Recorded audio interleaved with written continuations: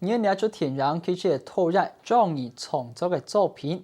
佢是在創意先寫出嚟10個萬字嘅小說，個擔任田壤嘅編劇，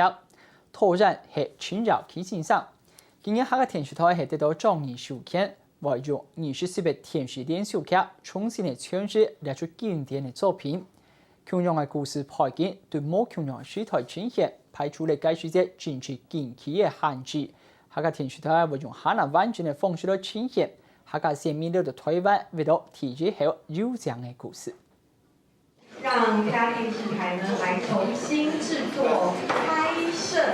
接拍綜藝原著小說演台北書慶儀式順勢完成，10批做天樣經驗，古聽日就會喺客家電視台播出。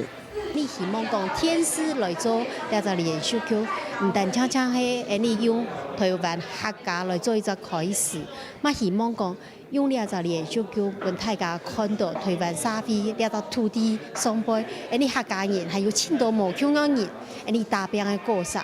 第30年前是台灣健康保守嘅情形下，本檔3點半鐘嘅天樣演，因為政治因素，本港特變做2點零鐘。幾出天樣看起來有一道場面交代唔清楚，也未係天樣編劇綜藝韓國導演陳耀琪指導遺憾嘅素材。綜藝希望透過客家電視台嘅重新詮釋，演做得很看野蠻呈現出來。我覺得這個故事是陳導演跟他自己的整個對台灣這塊土地很重要的一個理想跟熱情。那麼今天如果是客家電視台，他透過連續劇的篇幅，我想應該可以說得更透徹。經過時代改變，一下戲一出戲劇唔會有咁多限制嘅。唔過製作團隊講，愛啲台灣戲經典古裝戲可惜冇按改，愛俾頭擺法韓客太嘅精神。好多一個場景都冇啊，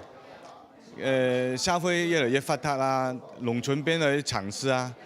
跟有條景都尋唔到啦。經過了30年，雖然台灣的製作條件可能並沒有什麼進步，可能還比往常更加艱巨，可是我覺得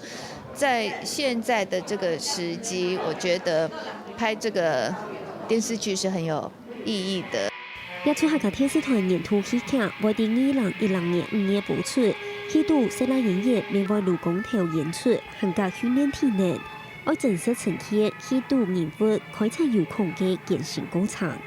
客家新聞7分之7比0台北報道。